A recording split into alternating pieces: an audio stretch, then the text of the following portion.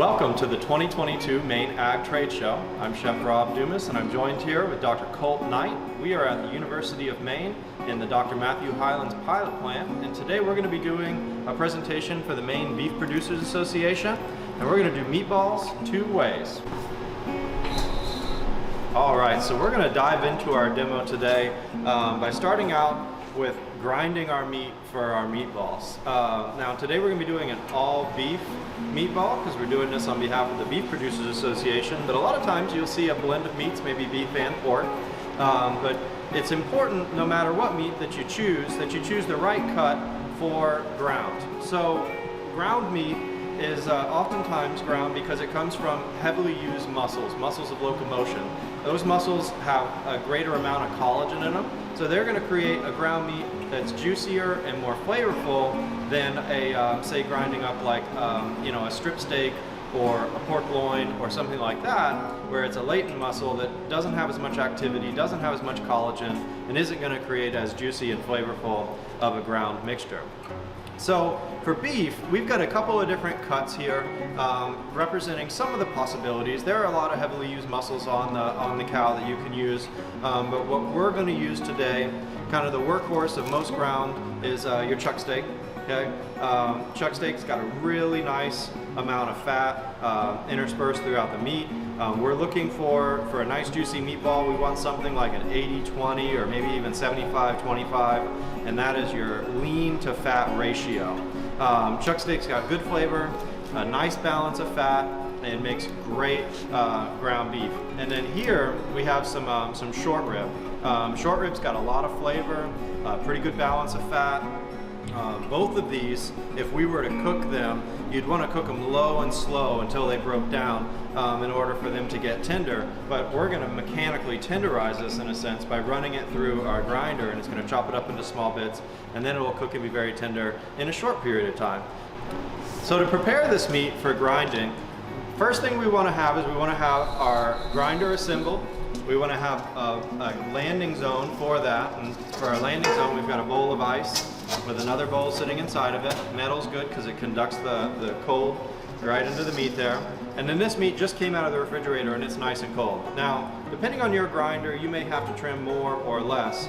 My grinder could probably handle these big strips like this, but I'm just going to break it down into some cubes like that for the boneless short rib.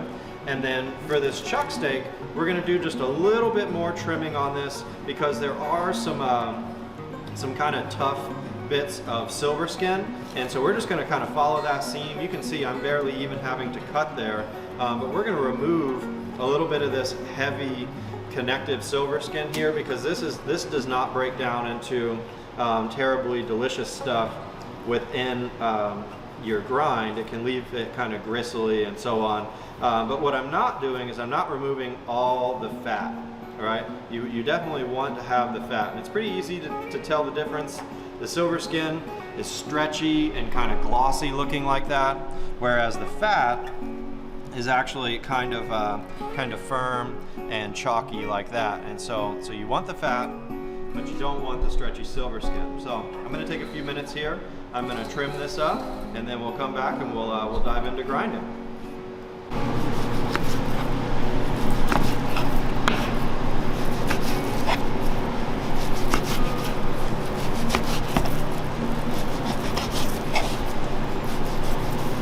We've got our chuck and our short rib cubed up, meat's nice and cold. We have our grinder set up here. So we're going to start out by grinding on a coarser die, and so this is what the dies look like.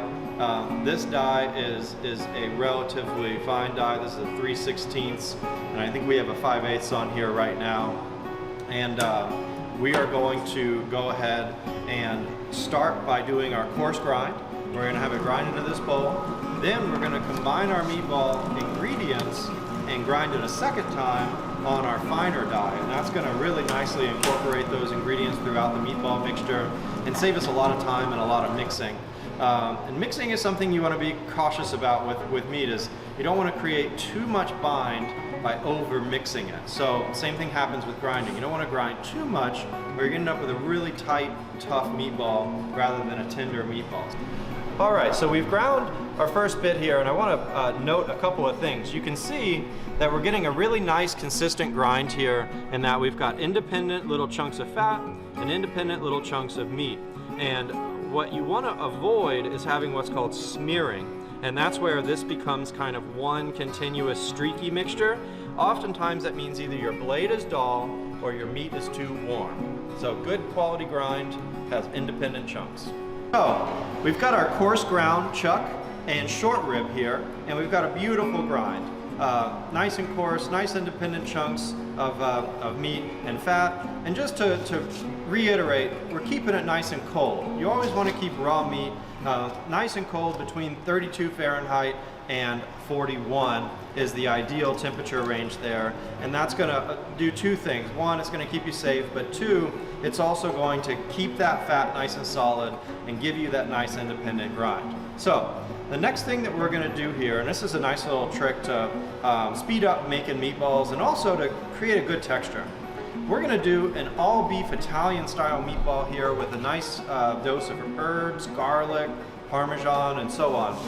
But we're going to have some other ingredients in here that are going to help increase the tenderness and the juiciness of this meatball. So we're going to go ahead and go in. We've got a nice little bit of chopped oregano here. We've got a nice dose of chopped rosemary and a nice dose of chopped fresh parsley. I really like fresh herbs. You could use dried herbs for this, but I think you're going to get better flavor out of fresh herbs. The recipe is going to be linked here. If you do choose to use dried herbs, use like half or a third of the weight of your fresh herbs, okay? Next in, we're going to go in with some fresh chopped garlic.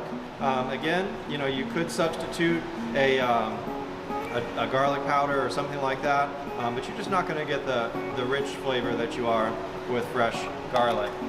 We're going to go in with some diced white onion, okay? The white onion is going to add a little bit of moisture to this, also going to add a really nice flavor. I mean, what's not better with some onions and garlic in it? We have some grated Parmesan cheese here. If you don't like Parmesan, you could use a different cheese, but Parmesan is a particularly good one. Here we have some plain breadcrumbs. This is panko breadcrumbs, which you can find at your grocery store. Works really well to create a little bit more tenderness, but it also gets rehydrated by the juices that are cooking out of that pork when you heat it up, and it's going to give our meatballs a really nice juiciness. This is a little bit of buttermilk. You could use a little bit of half and half, or milk, or cream. I like buttermilk because it brings a little bit of acidity, and that acidity is really nice because it brightens flavors. We've got a couple of eggs here. You don't even have to beat them, but you could if you wanted to. We're going to let the mixer do all the work of grinding this up. Now in this container here, we've got kosher salt. The salt not only is going to make this taste good, but it's also going to start to activate what's called the myosin within the meat, and that's going to create a tacky stickiness that's going to create a really nice bind. So I'm just going to kind of gently mix this together in the bowl here, and then we're going to go right into our grinder, and we're going to grind this on our fine die. Okay, and that's that 3/8 that we're going to use in just a second. So that's plenty mixed because it's going to get mixed up again, and that's what it looks like right now. We're going to go ahead and grind it. We'll be back in just a minute.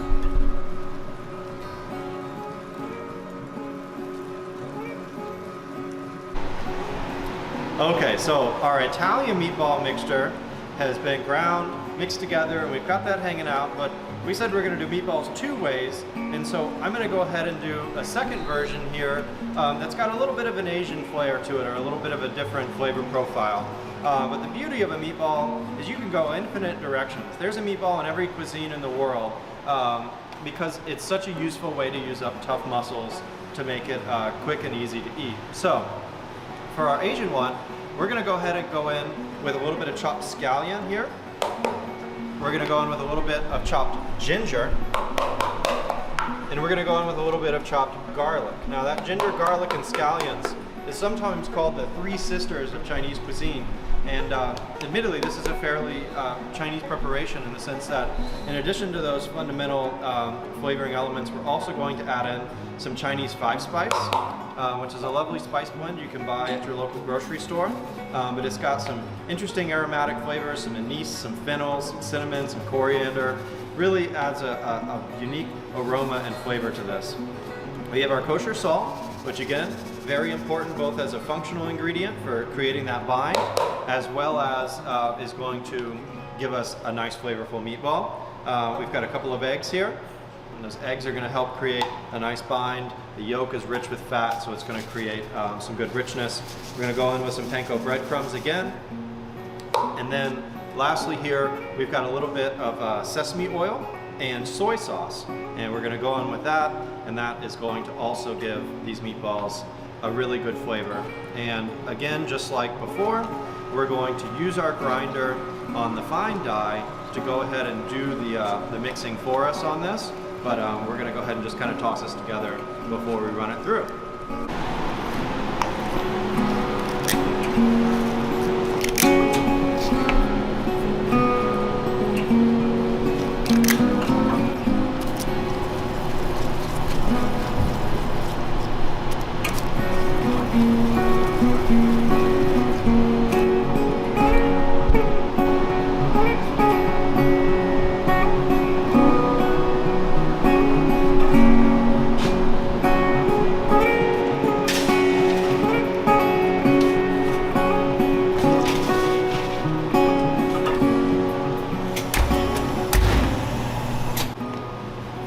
Okay, so we took our meatballs after our second grind, formed them up. We used a portion scoop, portioned them at about 1 ounce each, and then we just rolled them gently to create a nice, consistent, even meatball.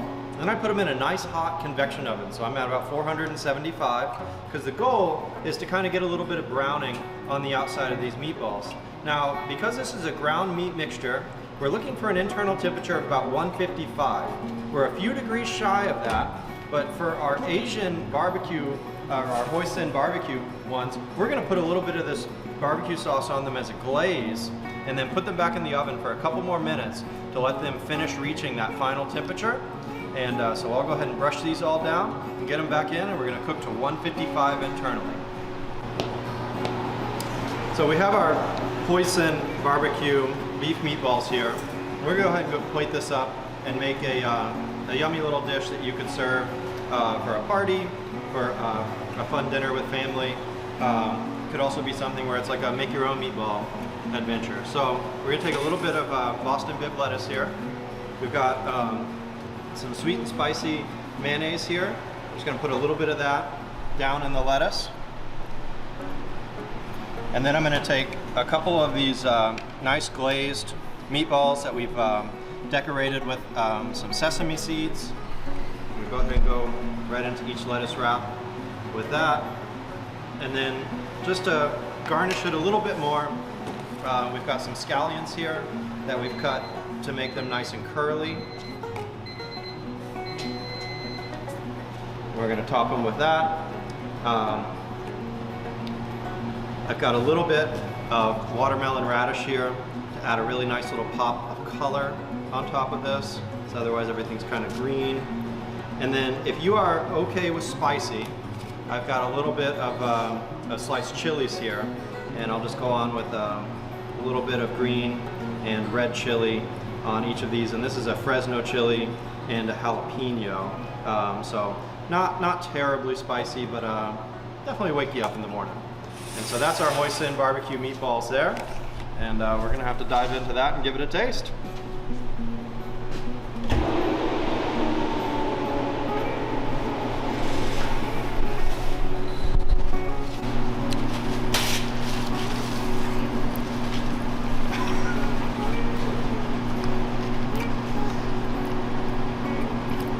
This is really good, Rob.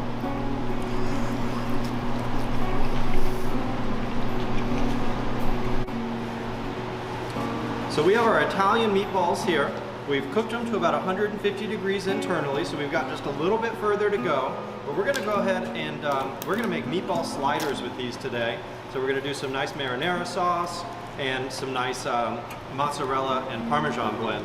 So I'm gonna go ahead and just go right over these with a little bit of the marinara, and then I'm gonna sprinkle some cheese on, and we're gonna pop them back in the oven and then put them on some nice soft slider buns. So get that going, and we'll be back in just a minute.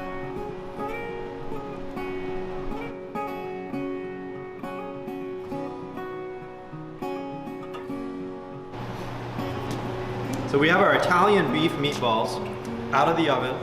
Cheese got wonderfully melty. We used a mozzarella Parmesan blend, so it's gonna have that pull and that salty umami. I just went ahead and went easy today. I got some nice little slider rolls from the bakery at my local grocery store. They're nice and soft and tender, perfect for a meatball slider. You don't want something that's too hard and crusty like a baguette or something where you bite it and your meatball shoots out the other end. You definitely want a nice soft roll for this. So we're just gonna choose one of these lovely cheesy meatballs from the middle here. Look at that pull, you gotta love that. Set that right on the roll. Grab just a little bit more of this nice sauce here and drape that over it. Put our top bun on there, just beautiful. Got a couple more here. Set them up on our other roll. Just a little bit more sauce. Again, you don't need a ton of sauce, otherwise it just runs out and onto your coat. Okay, so that is our Italian beef meatball sliders. We'll hand one of these over to Dr. Knight to try. Chef Rob will give this one a try.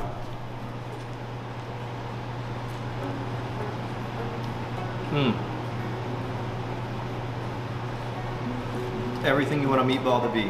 Juicy, tender, big rosemary and herb flavor, delicious.